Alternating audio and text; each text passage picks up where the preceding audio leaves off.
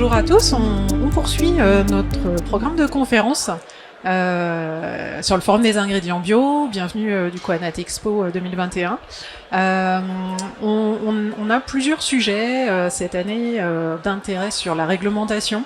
Qu'on a volontairement souhaité du coup nombreux, parce que vous n'êtes pas sans savoir que du coup la nouvelle réglementation bio va entrer en vigueur au 1er janvier 2022 avec son lot d'aléas et d'inconnus encore malheureusement, mais également de conséquences sur différents aspects.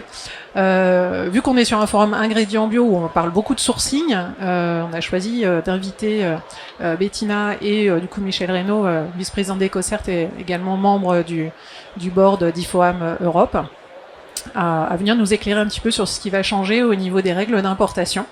Donc voilà, je leur laisse la parole et puis n'hésitez pas si vous avez des questions par la suite. Merci Gaëlle. Donc oui, en effet, donc moi j'avais proposé ce sujet en fait à Gaëlle parce qu'il me semblait intéressant quand même de voir ce qui risque de changer, surtout dans les pays tiers qui ne sont pas classés en pays équivalents. Alors pourquoi ? Parce que les changements risquent d'être quand même relativement profonds. Et moi, de par mon activité, en fait, je suis dans je travaille sur des missions dans des pays en voie de développement, et je ne perçois pas forcément non plus le fait que les gens s'emparent vraiment de ce sujet dans les médias. Donc on va essayer de faire le point là aujourd'hui avec donc grâce à Michel, on va voir un petit peu les challenges et les opportunités au stade de la production des pays tiers. Mais juste une petite introduction rapide. Jusqu'au 31 décembre de cette année, nous sommes dans un système d'équivalence. Donc ça veut dire quoi ? Ça veut dire qu'en fait on a 13 pays qui sont classés comme étant équivalents, donc vous les avez ici, Argentine, Australie, Canada, Costa Rica, Inde, Israël, Japon, Corée du Sud, Suisse, Tunisie, États-Unis, Nouvelle-Zélande et plus récemment le Chili. Ça concerne que certains produits, donc c'est pas l'ensemble de tous les produits, mais en gros un pays qui est classé dans la catégorie équivalence veut dire qu'en fait que l'Union européenne reconnaît la réglementation du pays comme étant équivalente à la réglementation européenne, et donc ces pays-là peuvent exporter sur l'Europe, mais au travers de leur système propre en fait. Voilà. Et pour le reste du monde, qui correspond quand même à la majorité des pays, on reste jusqu'au 31 décembre, on reste dans un système en fait d'organismes de certification désignés aux fins d'équivalence. C'est-à-dire qu'en fait la certification se fait sur la base de cahiers des charges que les propres organismes de certification mettent en place. Donc Ecocert a son propre cahier des charges et les autres aussi en fait. Voilà. Et ça concerne donc la majorité finalement des pays et surtout la majorité des volumes des produits qui rentrent en Europe dans les médias. Qu'est-ce qui va se passer à partir normalement du 1er janvier 2022 ? On va passer dans un système de conformité. Alors bon, j'ai marqué le 1er janvier 2022, mais à l'évidence, il y aura en fait une période de transition. Donc pour les pays dits équivalents, ils vont devoir négocier avec l'Union européenne un accord commercial d'ici au 31 décembre 2026. Pour les organismes certificateurs désignés aux fins d'équivalence, ils vont devoir se réenregistrer auprès de l'Union européenne d'ici au 31/12/2024, mais pour la conformité. Il faut quand même qu'ils fassent des procédures et puis qui impliquera, mais ça on va le voir plutôt demain avec Antoine Faure, certains changements au niveau interne. Là, avec Michel en fait, je lui ai demandé d'intervenir, mais plus donc sur la partie les changements au niveau donc des organismes des OP, les organismes, enfin les opérateurs de production. Parce qu'en effet, si l'on prend des produits, il y a quand même énormément de produits qui rentrent, bananes, café, cacao, qui proviennent donc de pays qui pour l'instant sont sur des cahiers des charges en fait des organismes certificateurs. Et pour aborder en fait le sujet qui peut être un petit peu rébarbatif d'un point de vue purement parce que c'est de la réglementation. On a décidé de procéder en fait par faire un truc un petit peu plus vivant. On va d'abord parler des challenges auxquels se heurtent ces pays-là, enfin risquent de se heurter ces pays-là, et pour ensuite aborder en fait les opportunités de ce changement de réglementation. Et on va le faire de manière un petit peu interactive. Donc on va d'abord démarrer par les challenges pour finir sur des notes optimistes d'opportunités. Voilà. Michel ? Oui, très bien, merci pour l'introduction qui est très claire. Donc on voit bien que un des principaux challenges, ça va être la mise à la conformité. Donc qu'est-ce que ça va vouloir dire à la fois pour tous les opérateurs, de la production jusqu'à la transformation et aux exportateurs. Et on voit qu'en fait, il va y avoir différentes transitions et différents impacts. Si je retiens deux aspects au niveau de la production, comment on va être en conformité, ce qui veut dire que tout ce qui est listé dans la réglementation européenne devra s'appliquer, ce qu'on appelle en one-to-one, enfin de manière un pour dans les pays tiers. Alors qu'aujourd'hui, dans l'équivalence, on pouvait avoir parfois des fertilisants ou des produits de traitement naturel qui étaient utilisés de manière traditionnelle dans certains pays, pouvaient être utilisés. Là, pour pouvoir être utilisés dans le cadre de la conformité, il faut que ces produits soient listés dans une annexe, qui est l'annexe du règlement, qui existe déjà aujourd'hui. Et aujourd'hui, dans certaines substances qui sont utilisées dans certains pays aujourd'hui, ne sont pas listées. Donc, ce qui veut dire que aujourd'hui, c'est un vrai challenge pour ces opérateurs-là. Je vais prendre l'exemple le plus connu et qui ressort tout le temps, qui est l'induction florale de l'ananas, où on utilisait dans le passé le carbure de calcium, mais qui lui n'est pas listé et en plus n'est pas autorisé au niveau européen. Et ensuite, il y avait l'induction grâce à l'éthylène, notamment en utilisant de l'éthylène dans du charbon actif. Ça, c'est une pratique très utilisée, notamment en Afrique. Et aujourd'hui, dès qu'il y aura le passage à la conformité, théoriquement, ça ne sera plus possible. Sauf que la réglementation européenne a prévu de pouvoir ajouter des substances à condition qu'il y ait un dossier qui soit déposé. Ce qui veut dire que, on l'a vu sur la présentation, sur le slide précédent, il y a une période de transition. C'est évident que cette réglementation s'applique au 1er janvier, mais ça veut dire que jusqu'à 2024, je pense que décemment, les organismes de contrôle vont être reconnus à la conformité en 2023, parce que 2022, le temps de déposer les dossiers, que ça soit reconnu. Donc très vite, on va avoir ce passage à la conformité et cette implication. Oui. Donc Michel, j'ai une petite question en fait. Donc qui doit déposer en fait les dossiers donc concernant les intrants? Est-ce que ce sont les gouvernements? Est-ce que ce sont les OP? Est-ce que ce sont l'association des OP d'un pays donné? Qui concrètement doit finalement aborder l'Union européenne en disant écoutez, moi je voudrais que mon pesticide, mon biopesticide qui est reconnu depuis un certain temps dans notre pays, dans notre zone, soit que vous le mettiez sur la liste et et quel est le coût aussi? Est-ce qu'on a une idée déjà de ce que ça va représenter? Alors, la Commission souhaite que ce soit les organismes de contrôle qui déposent le dossier, ce dont nous on n'est pas du tout favorable, parce qu'on pense que d'une part, ce serait beaucoup plus logique que ce soit les opérateurs ou les associations d'opérateurs qui déposent ces dossiers et qui à la limite mutualisent aussi leurs efforts, parce que ça n'a aucun sens que un organisme de contrôle va déposer un dossier pour par exemple l'éthylène sur l'induction florale et qu'un deuxième dépose pour quel pays? Pour le Burkina? Est-ce que ce sera pour la Côte d'Ivoire? On est en train de discuter justement avec la Commission pour qu'il y ait à la limite les organismes de contrôle, mais aussi les associations de producteurs, que différentes instances puissent déposer un dossier. Aujourd'hui, on n'a pas le détail du dossier pour quels sont les éléments constitutifs du dossier. Il faut savoir ensuite que ce dossier passera par un groupe, qui est un groupe d'experts qu'utilise la Commission, qui s'appelle ECTOP, et qui valide les substances, qui scientifiquement regarde si ces substances sont aussi en accord avec les principes de l'agriculture biologique. Donc ce dossier devra passer devant ECTOP. Au plus tôt on dépose un dossier, et on peut le déposer soit via son organisme de contrôle dans un premier temps, pour essayer d'accélérer le processus. Si on veut être prêt en 2023, en tout cas pour le cas de l'éthylène, au plus tôt c'est fait, mieux ça vaut. Il faut s'appuyer bien évidemment sur les travaux qui existent, et je pense que sur cette substance, pour le coup, il y a quand même suffisamment d'informations. Le CIRAD a aussi déjà travaillé un petit peu sur ces aspects. Il faut très vite monter ce dossier. Donc, ce que je vous recommande dans un premier temps, pour ceux qui sont concernés par ce genre de problématique, c'est le premier pas à faire, c'est de contacter votre organisme de contrôle et de voir avec eux comment monter ce dossier et l'aborder. Soit ils le prendront en charge, soit ils vous renverront vers un institut technique, etc., pour monter le dossier. Mais justement, moi je pensais aussi, en effet, l'éthylène c'est un problème, et je pensais aussi à un produit qui est quand même relativement communément utilisé dans les zones tropicales, qui est le Nîmes. Donc je veux dire, on a quand même, c'est largement documenté, je pense, entre l'Amérique latine, l'Asie et l'Afrique.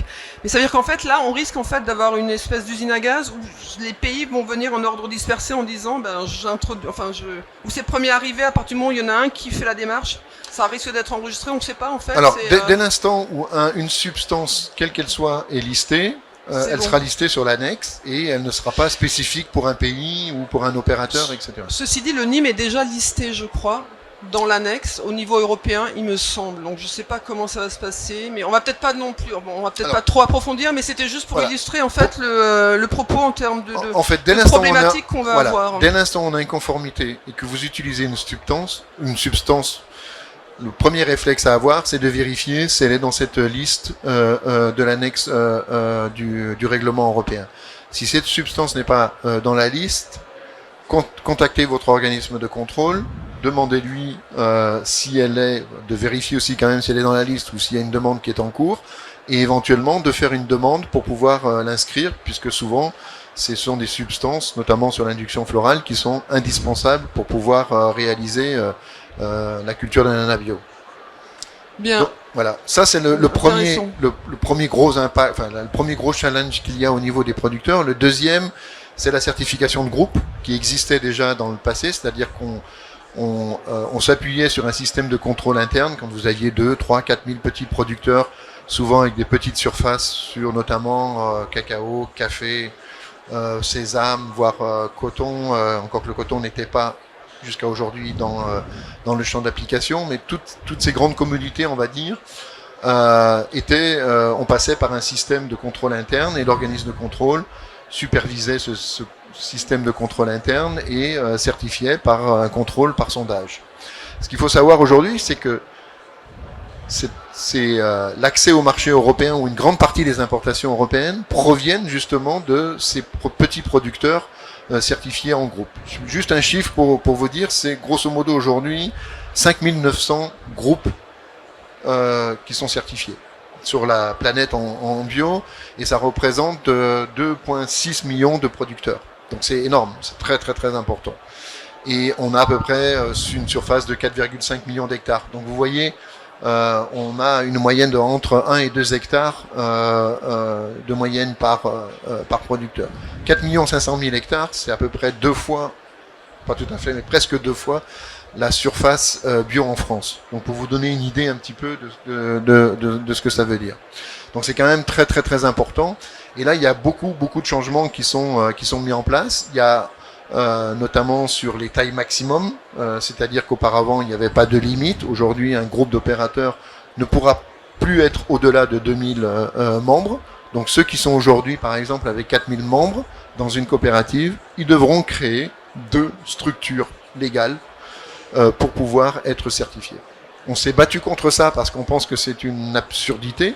Autant on était favorable à une certification de groupe d'un nombre de membres limité, mais d'avoir des clusters au sein d'une même coopérative, par exemple, pour éviter, mais la commission a insisté à ce qu'il y ait chaque fois une structure légale administrative.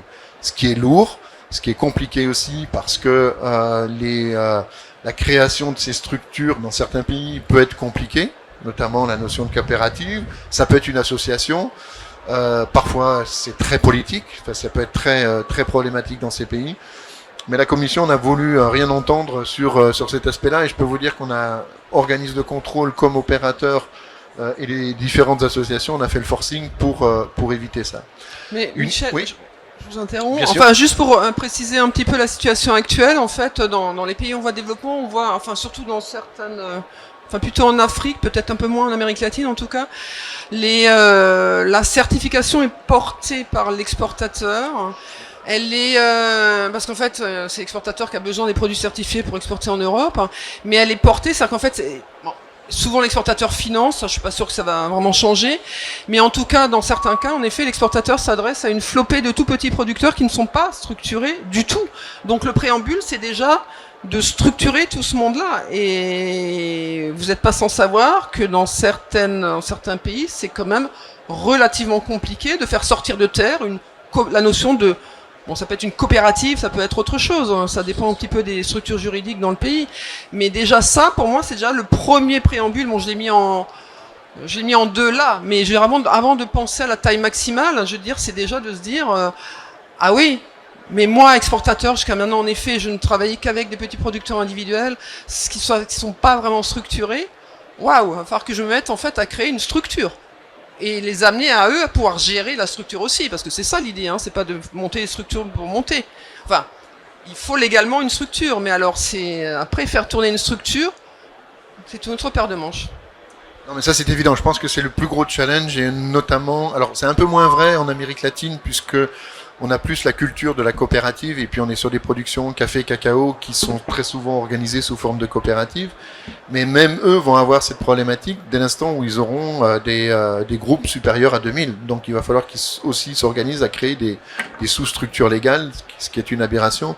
On a plus ce cas notamment sur les pays de l'Est, notamment sur les grandes productions, et aussi en Afrique où c'est les exportateurs souvent qui organisent ça. Donc là, il faudra absolument un transfert, ça veut dire de se préparer aujourd'hui, que déjà les exportateurs concernés et les groupes de producteurs concernés soient déjà conscients de cela, parce que à partir on va dire 2023, très certainement, vos organismes de contrôle se seront mis à la conformité, et vous ne pourriez plus exporter si vous ne respectez pas ce cadre légal. Donc c'est un enjeu très très important et un challenge très important pour notamment tous ces opérateurs concernés. Alors après, ça n'empêche pas, j'allais dire, au transformateur ou à l'exportateur de vous aider à créer la structure, bien évidemment de la financer parce que ce sera le cas de figure, mais aussi vous devriez monter votre propre système de contrôle interne pour les 2000 producteurs. Alors par contre, la réglementation là est assez large sur la pratique. On peut très bien il y aura un système de contrôle interne par structure. Par contre, rien n'empêche de mutualiser, c'est-à-dire d'utiliser à la limite les mêmes personnes, de mutualiser des auditeurs internes, de mutualiser, etc., et de se faire financer par l'exportateur. Donc ça, de ce côté-là de la réglementation, et on s'est battu pour qu'il n'y ait pas justement de détails, pour laisser de la souplesse et de la flexibilité, et d'être un peu plus près des réalités de terrain que peuvent être parfois nos amis fonctionnaires à Bruxelles, quoi. C'est-à-dire que ça, c'est très important de pouvoir laisser cette flexibilité. Ça, c'est un point important. Par contre, le message le plus important, c'est mettez-y vous tout de suite, parce que ça prend du temps, parce que et à chaque fois que vous avancez sur vos étapes de constitution, etc., mettez-vous en relation directe avec votre organisme de contrôle. Validez avec lui les différentes étapes de façon à vous assurer de ne pas avoir de mauvaises surprises après. Je pense que c'est très important de travailler en étroite relation avec l'organisme de contrôle qui est chargé de votre certification pour vous assurer justement que ce que vous mettez en place sera conforme aux exigences de la réglementation. Bien sûr, oui. Voilà. Oui. Prochain challenge, et on est donc certification de groupe, on a fait le tour. Voilà, on a fait le tour. Là, là c'était sur la partie production. Sur la partie transformation, il n'y a pas de gros challenge par rapport au changement, à part un challenge qui peut être important, notamment au niveau des transformateurs, qui est sur tout ce qui est désinfectant, produits de nettoyage, etc., qui n'était pas inclus dans la précédente réglementation.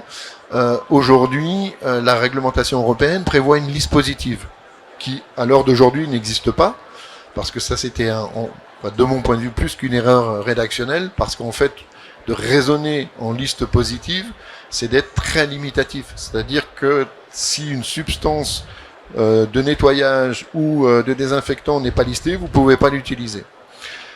Michel, ça concerne que enfin, comment est-ce qu'on l'intitule, ces listes positives de produits de nettoyage? Nettoyage et désinfectant. C'est exactement c'est l'intitulé. Voilà. D'accord, c'est intitulé. Et en fait, c'est une vraie problématique parce que au lieu d'avoir fixé des critères pour les reconnaître, ce qui aurait été plus intelligent, et de fixer des critères à la limite environnementaux, etc., en accord avec les principes de l'agriculture biologique, la Commission est partie sur une liste positive qu'elle n'arrive pas à gérer. Parce qu'aujourd'hui, on a des milliers et des milliers de substances qui sont utilisées.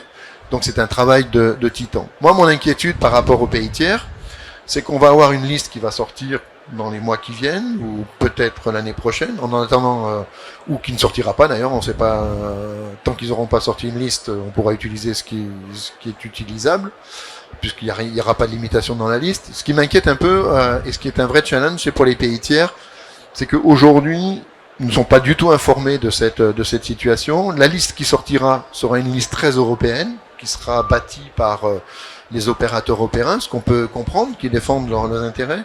Et j'ai peur que, connaissant les situations dans certains pays tiers, que vous utilisiez certains produits qui ne soient pas listés, ce qui ne veut pas dire qu'à terme, ils ne seraient pas conformes, vous risquiez d'être mis en difficulté pour ne plus pouvoir utiliser ce genre de produits, qui sont importants pour l'accès au marché, notamment pour des problèmes d'hygiène, de désinfection, de ne pas se retrouver notamment avec des salmonelles sur le sésame ou autre.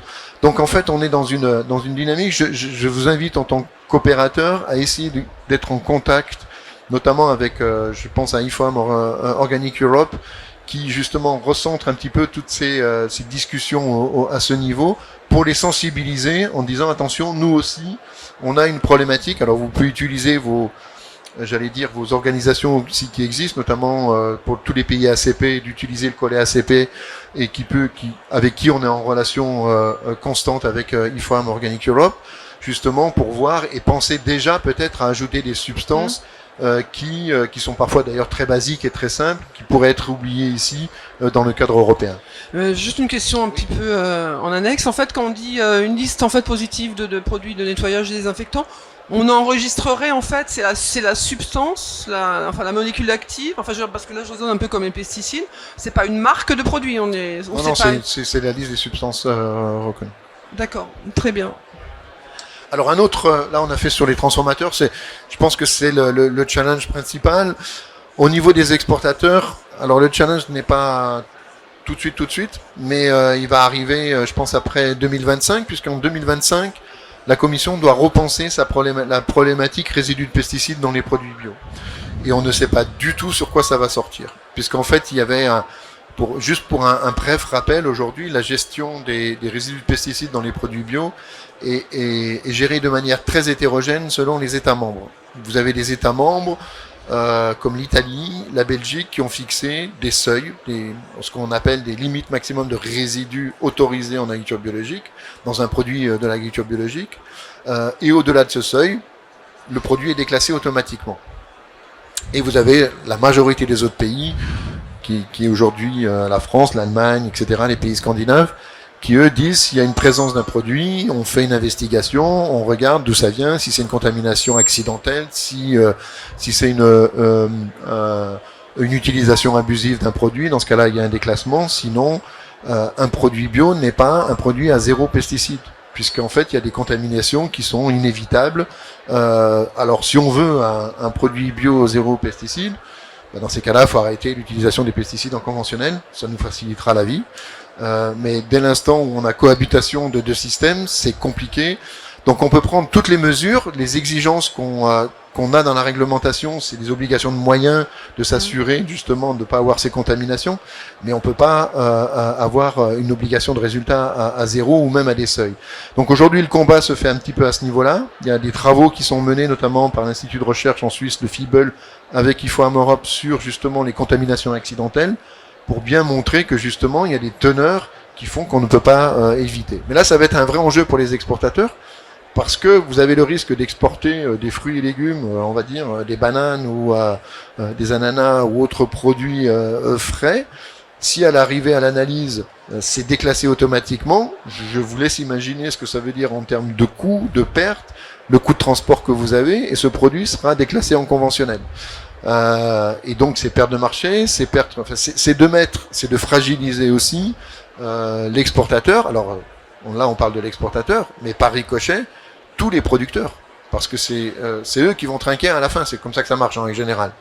C'est-à-dire que l'exportateur à un moment va dire les produits sont pas conformes, je veux pas vous payer, ou je veux vous payer le prix conventionnel, ou je vais vous taxer les charges qu'il y a eu, les analyses, etc. Donc c'est un vrai enjeu. Donc je pense que c'est très important que les organismes avec lesquels vous êtes affiliés dans les différents pays dans lesquels vous êtes, de sensibiliser, ne serait-ce aussi vos ambassades à Bruxelles, de sensibiliser sur ce sujet et qu'ils le prennent vraiment à corps et qui travaillent avec les organisations bio-européennes justement pour s'assurer qu'on ne va pas arriver à un seuil de détection automatique qui risque de mettre vraiment vos producteurs en difficulté. Donc je pense que c'est très important de les saisir dès maintenant de cette problématique, de travailler et d'influencer aussi la Commission, et que parce que il y a un côté technique, mais il y a un côté très politique sur ce sujet.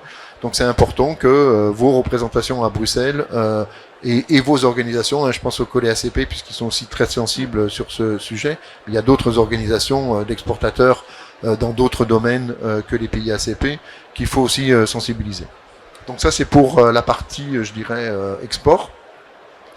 Et ensuite, je dirais peut-être la dernière partie dont on peut parler, mais très brièvement, c'est ce dont Bettina a présenté. On va devoir passer après. Ouais, mais très rapidement, c'était justement sur les accords d'équivalence. Demain, ce sera des accords commerciaux. Aujourd'hui, on est sur ce qu'on appelle des accords administratifs. Donc, la Commission elle-même peut décider quel pays est équivalent ou pas. Demain, on passe sur les accords commerciaux. Ça veut dire qu'il y aura d'abord un système de réciprocité. C'est-à-dire que si je reconnais la Tunisie doit me reconnaître. C'est-à-dire que les produits européens auront accès au marché tunisien automatique. Sauf que ces accords commerciaux passent par le Parlement européen. Là, jusqu'aujourd'hui, c'était la Commission qui décidait ça. Donc, on a un aspect politique qui va rentrer en jeu, où le Parlement pourra décider qu'il n'y ait pas d'accords commerciaux en bio pour tel et tel pays, pour des raisons politiques, pour des raisons de droits de l'homme, pour des tas d'autres raisons que la partie bio, qui va entrer en jeu. Donc, ça va être beaucoup plus compliqué que ce que c'est aujourd'hui. Et deuxièmement, la Commission va privilégier certainement les pays pour lesquels il y a un marché. C'est-à-dire les États-Unis, la Chine, mais je veux dire, si le Bénin, ça va pas être l'urgence de la Commission parce qu'elle considère qu'il n'y a pas de marché au Bénin de produits bio européens qui vont accéder à ce marché. Donc, je pense qu'il y aura ce privilège qui sera, enfin, qui vont privilégier cette approche-là. Mais c'est vrai que petit pays, grand pays, mais même si on prend un grand pays comme l'Inde par exemple, avec le scandale qui est actuellement concernant l'ETO, on peut aussi se poser la question de savoir que va demander en fait l'Union européenne à l'Inde en termes de mesures préventives sur ce sujet qui est quand même actuellement, qui touche quand même beaucoup de transformateurs en fait ici en Europe. C'est la notion de grand pays, ça veut dire que si je me souviens bien aussi, l'Europe vend beaucoup en Inde, notamment du matériel militaire, et qu'il y a des accords qui se font, et je pense que tout ça est influencé. Dès l'instant où on rentre dans l'accord commercial, on rentre dans une approche politique. Alors que l'accord administratif était purement technique, etc., où on n'était pas, j'allais dire, pollué par ces aspects, on l'était quand même un peu, parce que la Commission a aussi des enjeux politiques, mais là on a un double niveau de décision, et l'Inde peut très bien avoir un accord commercial, justement, parce que c'est un grand pays. Parce qu'il y a d'autres enjeux à côté, ouais. Et que les accords commerciaux relèvent aussi sur d'autres aspects.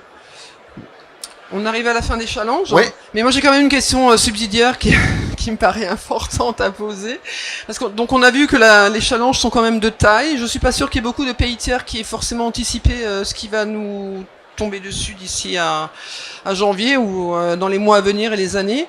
Je veux dire, est-ce qu'on risque, Michel, de se retrouver... Est-ce que certains producteurs, ou du moins certaines, sans parler de filières, mais en tout cas ou de filières privées, est-ce qu'on risque de se retrouver à des points de blocage si l'exportateur n'a pas anticipé, les producteurs n'ont pas anticipé non plus, c'est-à-dire que tout simplement ils n'auront plus accès au marché européen parce qu'ils n'auront pas créé leur coopérative, parce qu'en fait l'exportateur n'aura absolument pas formé tout le monde. Est-ce qu'on risque de se heurter à la fin? Donc ça sera ces 3 ans, hein, je crois, de transition, donc ça nous mène à 2022, 2023, 2024. Donc est-ce que le 1er janvier 2025? Ouais. Pour moi, c'est vraiment une très grosse question parce que moi, je travaille essentiellement dans les pays en voie de développement. Je vois la lenteur des choses aussi en termes de transformation et de mutation. Voilà, il y a déjà des difficultés en interne déjà. Voilà, on pourrait intervenir après justement. Ça serait intéressant d'avoir un échange. Mais moi, je me dis, à un moment donné, il y a quand même certains qui risquent de se tirer, non, c'est pas se tirer une balle dans le pied, c'est pas ça du tout, mais en tout cas de ne pas avoir accès. Parce qu'ils n'auront pas pris le taureau par les cornes. Le risque existe. Alors après, par expérience, je pense que le business arrive toujours à réagir assez rapidement quand c'est nécessaire. Mais c'est vrai qu'il y a un risque. C'est pour ça que c'est important. Mais je pense qu'aujourd'hui, les importateurs commencent, par rapport à leur filière habituelle, justement à s'investir et à travailler avec leurs fournisseurs habituels pour fait qu'ils soient aux normes au moment venu et quitte à les aider. Je pense que ce qui sera très important, c'est justement de les aider et c'est aussi de vous rapprocher très vite de vos organismes de contrôle, de faire le point avec eux sur la situation, de faire une sorte de assessment sur la situation aujourd'hui et de voir notamment pour ceux qui sont en certification de groupe, où est-ce que vous en êtes? Parce que beaucoup d'entre vous ne sont pas si loin que ça aujourd'hui, dans certaines en tout cas régions du monde, ne sont pas très loin des exigences qui existent. Mais c'est important de faire un premier bilan, une sorte de assessment sur la situation sur laquelle vous êtes et de voir ce que vous devez changer ou ne pas changer. Et ça doit se faire vraiment étroitement avec votre organisme de contrôle pour vous assurer ça. Moi, je pense que y a un vrai risque qui est là. Je pense que de toute façon, si vraiment on se retrouvait dans une situation de blocage, etc., la commission serait amenée de toute façon peut-être à revoir ou à gérer un autre délai, ce qui est toujours techniquement possible. J'ai des doutes quand même, mais je pense qu'on peut le réaliser dans les temps si tout le monde vraiment se saisit. Notamment, j'allais dire globalement. Après, il pourrait y avoir quelques filières spécifiques, et on l'a vu sur l'ananas, où s'il ne résout pas le problème de l'éthylène, là, ça sera un vrai problème.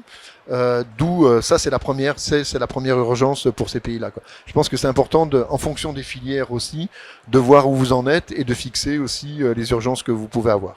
Parfait. Passons maintenant aux opportunités. Il y en a quand même quelques-unes au niveau de cette nouvelle réglementation. En fait, c'était l'exercice le plus difficile, c'est de trouver des opportunités. Les challenges, c'était assez facile. Les opportunités avec cette réglementation en pays tiers, j'avoue que j'ai dû me creuser et j'ose pas dire tirer par les cheveux vu ma chevelure, mais c'est un petit peu ça, quoi. Donc, ce qu'il y a, c'est que le champ d'application est un petit peu étendu, c'est-à-dire qu'on a des produits qui n'étaient pas dans le champ d'application aujourd'hui. Je pense au coton, par exemple, non cordé, je pense à la cire d'abeille, je pense au cœur de palmier, au sel, etc. Donc il y a un élargissement et cette liste peut être élargie aussi dans le temps. Donc là, on a une nouvelle flexibilité. Il pourrait y avoir des produits, par exemple, qui sont très traditionnels, qui existent dans certains pays, qui sont aujourd'hui, qui n'étaient pas couverts par le règlement, qui pourraient à terme l'être. Alors après, non plus, ça va pas concerner énormément de produits, mais ça, c'est une opportunité. La deuxième que je vois, c'est sur la mise en place de la conformité. Je pense qu'aujourd'hui, très souvent d'ailleurs, que ça soit des organisations en Europe ou les consommateurs, chaque fois que c'est un produit qui vient d'un pays tiers et quand on dit c'est équivalent, donc le premier réflexe, c'est de dire bah oui, mais ça doit être un peu moins bien contrôlé, c'est un peu moins strict, les règles de production ne sont pas les mêmes puisque c'est de l'équivalence. Là, le passage à la conformité, on sera vraiment à la conformité, c'est-à-dire que le règlement européen s'appliquera de la même façon en France, en Italie, qu'au Bénin, Sénégal, Costa Rica, Brésil, Inde, enfin Inde non puisqu'ils sont sur la liste, mais par exemple Pakistan ou autre pays.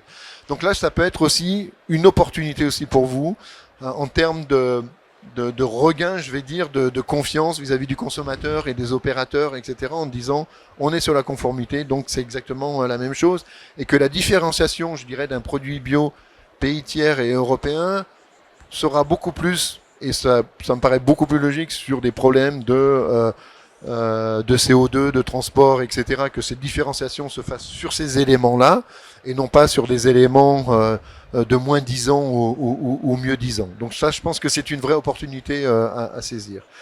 Sur les groupes de producteurs, donc j'ai dit que c'était un vrai challenge, mais c'est aussi une opportunité, parce que le fait que les producteurs vont être obligés de s'organiser, c'est une forme, on peut considérer que ça peut être aussi une forme d'empowerment au niveau des producteurs, de se prendre en charge, de s'organiser, même s'ils auront besoin dans des formes de transition, de l'aide de l'exportateur, parce que chacun son métier, exporter c'est pas la même chose que produire, mais ça peut leur donner une position un peu plus de force pour se défendre aussi, ou défendre des intérêts de prix, etc.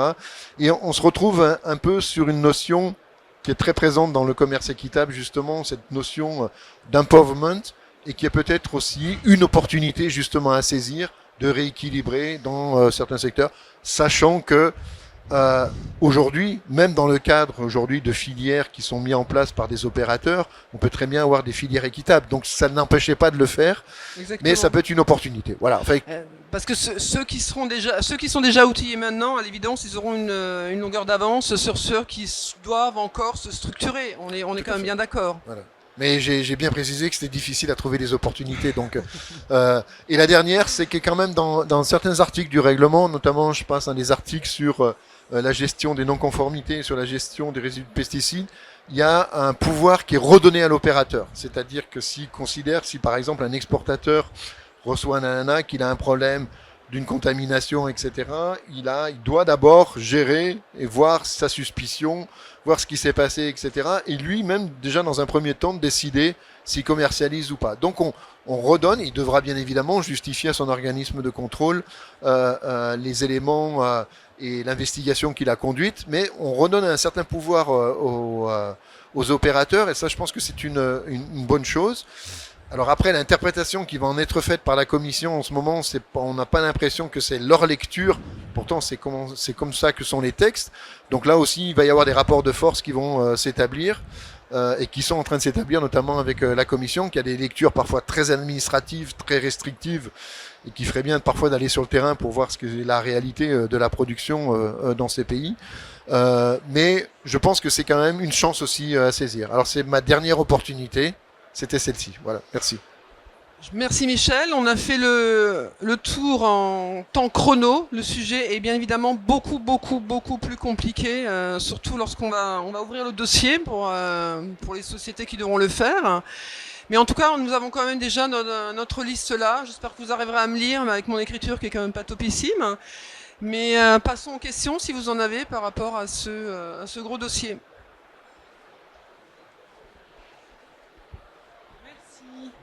Merci beaucoup. Ma question, c'est sur les organisations de producteurs. J'ai pas très bien compris ce qui va changer entre maintenant et après au niveau de la gestion du système de contrôle interne. Alors, ce qui va changer déjà, c'est qu'un groupe de producteurs, aujourd'hui, peut avoir un nombre de 0 à l'infini de membres. Donc là, ça sera réduit à 2000 membres et qu'à chaque fois, il faut qu'il ait une entité légale. Ça, c'est le premier changement. Le deuxième changement, c'est que juste...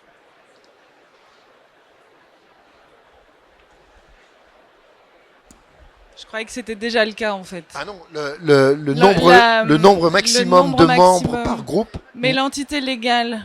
Alors l'entité légale, non, c'est pas le cas du tout aujourd'hui parce qu'en fait c'est pas rédigé, c'est pas géré dans les textes. Il y avait juste ce qu'on appelle un guideline qui existait à la commission, mais qui laissait justement la possibilité aux exportateurs de constituer, de gérer leur. Il y avait la certification de groupe, mais il n'y avait pas l'obligation d'entité légale, qui est un gros changement. Et notamment si je prends l'Éthiopie où il y a des groupes de 18 000, 20 000 producteurs de café. Organisés en coopérative, il va falloir qu'ils fassent 9 groupes. Qu'ils scindent en fait. Qui scindent en 9 groupes, etc. Bon, après, c'est plus facile dans ces pays-là parce qu'ils ont des fédérations de fédérations, donc ils arriveront à peu près à le gérer. Néanmoins, c'est des coûts structurels supplémentaires qui vont arriver. Demain, je pense que vous aborderez avec Antoine justement les coûts de certification qui vont alors exploser, puisqu'en fait les exigences en termes de contrôle aujourd'hui, dans notre contrôle par sondage par exemple, sur un groupe de 2000 producteurs, on prenait la racine carrée, c'était racine carrée du nombre de producteurs, donc la racine carrée de n, je vous fais grâce, mais c'est dans les 40, je sais plus, 40 quelques, enfin entre 40 et 50 pour aller vite, je suis pas un matheux mais j'y arrive quand même, et dans la nouvelle réglementation ça sera 5%, donc 5% de 2000, là ça fait 100. Donc on va doubler le nombre de contrôles externes. Je vous laisse déjà imaginer ce que ça veut dire. Ne défleurez pas le sujet de demain, Michel. Donc, par contre, au niveau du contrôle interne, il va y avoir une description assez précise de comment il doit se dérouler, ce qui n'était pas le cas aujourd'hui. Et bien évidemment, ça va entraîner des frais supplémentaires de structure. Alors là, je pense que la possibilité qu'il y aura, c'est d'avoir quand même une mutualisation entre les différents groupes, sauf que chaque groupe devra se gérer quand même de manière autonome. Par contre, rien n'empêche d'utiliser un auditeur interne pour plusieurs groupes. Ça, la commission ne s'est pas intégrée là-dessus. Donc ça sera une souplesse, quand je dis une souplesse, un moyen de pouvoir amortir en tout cas une partie des coûts. D'autres questions ? Ou des remarques, tout simplement, des commentaires. Si vous êtes vous-même, en tant que professionnel, déjà soumis à ces changements, est-ce que vous avez déjà opéré ces changements-là dans vos structures? Est-ce que vous risquez de le faire? Ça paraît... On a dû être limpide, en fait, je pense. Non, il y a beaucoup de questions, mais en fait, la difficulté, c'est que déjà, on a des difficultés à mettre en place des choses, on va dire, à un niveau même de région. Il n'y a pas de communication entre les différentes coopératives parfois. Donc ensuite, si on doit se créer une entité juridique, c'est pas que ça n'existe pas, mais c'est que pour le moment, on le fait pas en fait. Vous êtes de... C'est quel pays là, vous pensez? Oui, le Mali. Et sur une filière particulière ou Beurre de karité, les huiles, les poudres, et donc nous on essaye de le faire, on essaye déjà de le mettre en place aujourd'hui. Mais ça prend du temps. Enfin, je veux dire, ça fait 3 ans qu'on est sur ça et on se dit mais comment on va créer une structure juridique qui va permettre à chacun de pouvoir bénéficier entre guillemets de cette structure juridique. Et c'est ça Et c'est le point de passage obligé de toute façon. C'est bien ça le problème en fait. Vous êtes obligé de passer par ces structures-là. Enfin, des structures qui sont des structures légales qui sont reconnues dans vos pays en fait. Hein. Après la structure, peu importe, il faut que légalement elle soit reconnue. Enfin, dans le pays en question en fait. Merci.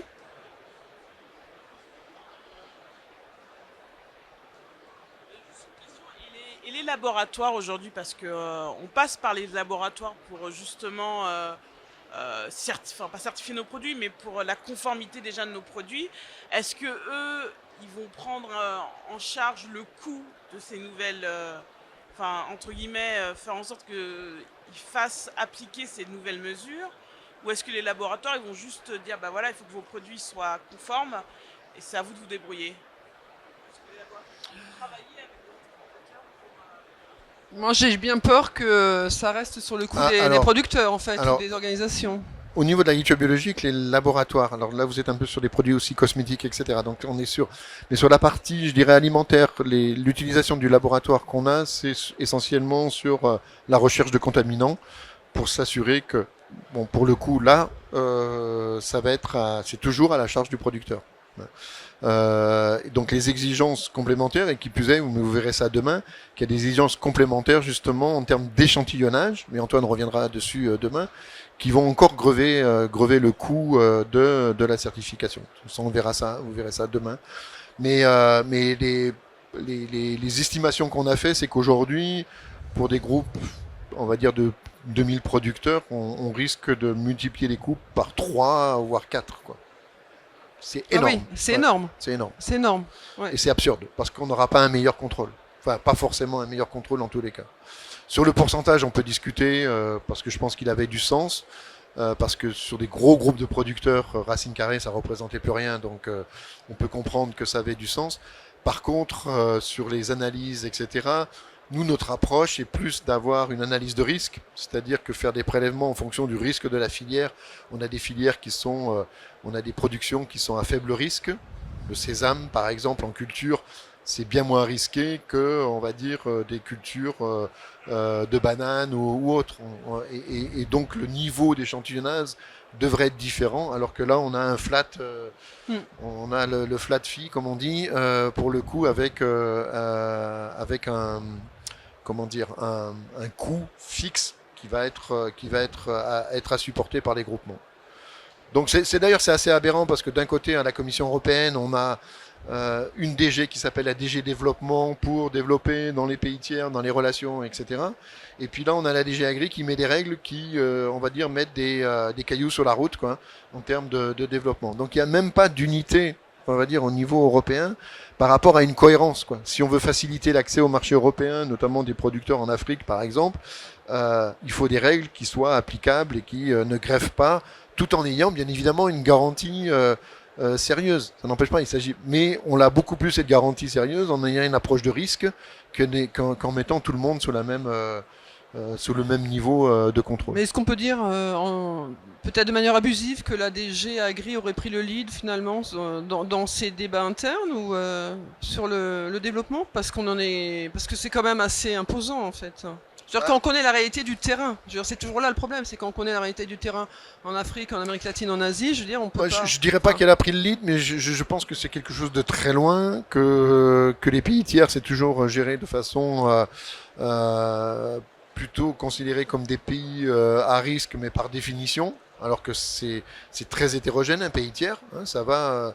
c'est l'Ukraine ou le Bénin ou le Mali. C'est pas, on parle pas de la même chose. Enfin, quand on parle de pays tiers, quand je vois les structures agricoles des pays de l'Est, qui sont aussi des pays tiers, n'ont rien à voir avec les structures agricoles qu'on va retrouver au Mali. On n'est pas du tout sur les mêmes problématiques. On n'est pas du tout sur les...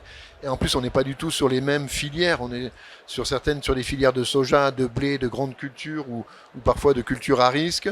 Et puis, on est sur des commodités dans certains pays en Afrique, sur du café, cacao ou autre, où on a des approches beaucoup plus agroforesterie, etc., qui sont complètement différentes. Et le climat des affaires aussi n'est pas le Eh même, ben, je exactement. dirais, je veux dire, parce que ça c'est aussi hyper important. c'est Je veux très dire, important. on est le climat des affaires, l'esprit d'entrepreneuriat. Je veux dire, on n'est absolument pas au même niveau. Donc en effet, dans certains pays, ça sera, je veux dire, on en est à ce stade-là où il faut que les gens ils se saisissent de leur propre destin, en quelque sorte, et qu'ils se mettent. J'ai envie de dire en même temps, tant mieux. Je pense que le fait de responsabiliser les producteurs pour créer une structure légale, ça va justement nous permettre, ça va donner un petit, je sais pas comment dire ça, un petit rebond, un petit quelque chose, mais en même temps, ça va pas être pareil partout. Enfin, je veux dire. Voilà. Et c'est pour ça que je l'ai mis quand même en opportunité, mais c'est une opportunité. Mais le problème, c'est qu'il faut gérer ça dans le temps, en définitive. Et le problème, c'est que les délais peuvent parfois paraître quand même très courts. C'est-à-dire on s'imagine pas ce que ça veut dire de monter une association dans certains pays. Et le risque que je vois, c'est qu'on va monter des coquilles vides, en fait, pour vite répondre, etc. Et on ne répondra pas justement à cet objectif d'augmenter justement ce pouvoir au niveau des producteurs. Donc on va faire des coquilles vides très vite. Parce que les gens vont pas veulent pas perdre leur certification, etc. C'est ça, et du coup, on n'a pas une vraie amélioration de ce qu'on aurait voulu avoir. Parce que le business, je sais comment ça marche. Les gens vont trouver des solutions. Enfin, ils trouveront des solutions. À partir du moment où il y a une réglementation, il y a toujours des virages possibles derrière, et on les trouve assez rapidement. Gouvernement, est-ce que j'ai envie de dire, est-ce que l'Union européenne travaille avec les gouvernements des autres pays pour justement mettre en place à l'intérieur de chaque pays peut-être une réglementation qui soit beaucoup plus présente, enfin existante on va dire, pour justement un petit peu centraliser toutes ces pratiques et toutes ces... Quand il y a eu, avant que ces règles soient fixées, beaucoup d'ambassades, beaucoup de pays, notamment que ce soit Afrique et d'Amérique latine, sont montés vent debout à la commission en disant c'est pas possible, on va pas y arriver, il nous faut du temps, etc. Et l'écoute a été, on va dire, quand même assez relative par rapport à ça, parce que ça manque un petit peu de pouvoir et que les enjeux sont malheureusement ailleurs. Mais ce qui me choque, c'est que d'un côté on a une politique de développement et d'un autre côté on n'est pas forcément toujours en adéquation par ce genre de réglementation. Même si ce genre de réglementation peut avoir du sens et sur certains aspects elle a du sens sur les producteurs, sur de limiter le nombre, etc.